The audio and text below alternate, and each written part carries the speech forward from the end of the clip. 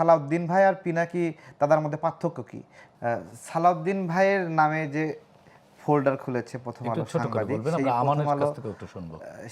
সেই ফোল্ডারটা আসলে খুব বাজে ভাষায় লেখা।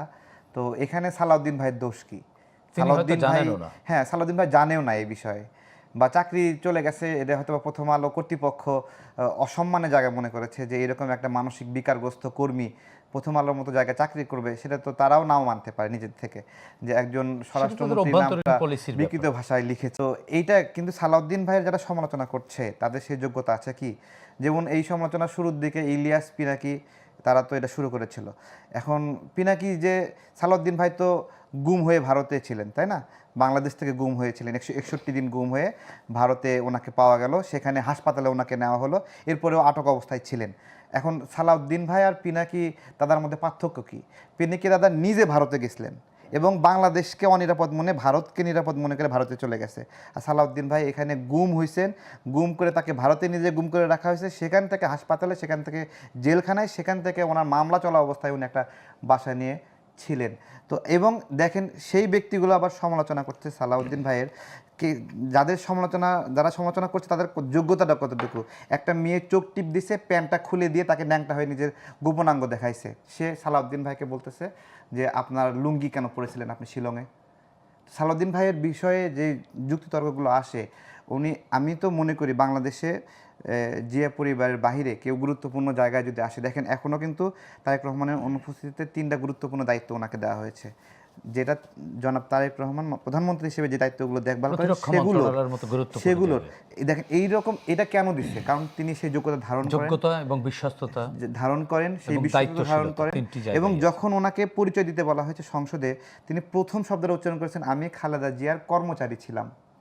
মানে ট্যাগ লাইনটা দেখেন, যে নিজেকে নিজের পরিচয় প্রকাশ করতে, এটা তার একটা কোয়ালিটি সেই জায়গা থেকে। এবং শুধু যারা এই সমালোচনাগুলো করছে না, তারা প্রথমে শুরু করেছিল মির্জা ফখরুল ইসলাম আলমগীর স্যারকে দিয়ে।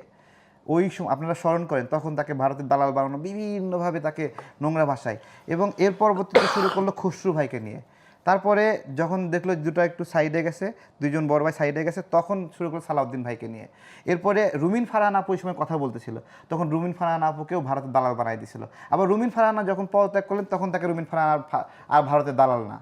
বুঝতে পেরেছেন তো? যারা এই টার্গেটটা করছে, অ্যাসোসিয়েশন ক্যারেক্টারাইজেশন করতেছে, তারা বেসিক্যালি যখন বিএনপির কেউ সম্ভাবনাময় জায়গায় গুরুত্বপূর্ণ লিডিং দিচ্ছে, রাষ্ট্রকে পথ দেখাচ্ছে এবং তার সঙ্গে ডিবেটে পারতেছে না, তখন তাদের একটাই যুক্তি যে হয় শিলংয়ে, ভারতে বিভিন্ন কিছু বলতেছে। একটা মানুষ গুম হয়েছে, এইভাবে যদি গুম হওয়া মানুষকে নিয়ে ঠাট্টা তামাশা করে, তাহলে তো জামাতের একজন দেখছেন না যে গামছা দেখাইছে, গামছা যে 8 বছর ধরে গুম থাকা অবস্থায় একটা গামছা বারবার ব্যবহার করছে, কিন্তু গামছার ছিঁড়া ফাটা কোথাও নাই, গামছা পুরানো হয়নি, নতুন গামছা। তো তাহলে তো সেটা নিয়েও মানুষ প্রশ্ন করবে। আমরা কোনো গুম হওয়া মানুষকে নিয়েই এই ধরনের বিতর্ক উপহাস করতে চাই না। মানুষের ছোট্ট করে একটু, যে আইজিপির বাড়িতে চুরি হয়েছে, আইন শৃঙ্খলা পরিস্থিতি তাহলে কেমন বলবেন? প্রথমত আইন শৃঙ্খলা রক্ষাকারী বাহিনী ডক্টর ইউনূসের সময় চেয়ে ভালো আছে, এটা আমাদেরকে বলতে হবে, তার চেয়ে বেটার আছে। এবং ডক্টর ইউনূসের সময়ে যেইভাবে হাদি হত্যা হয়েছিল, মুসাব্বির হত্যা হয়েছিল, বনানীতে বিএনপি নেতাকে খুন হয়েছিল, এই সময়ে ততটুকু ঘটছে না। আইজিবির বাড়িতে চুরি হয়েছে, এটা কি ব্যাখ্যা দেবো বলেন? চুরি হয়ে গেছে, মানে চোরের এত বড় সাহস। এখন বিষয় হলো পুলিশ প্রধানের বাড়িতে শীত কেটে দিল।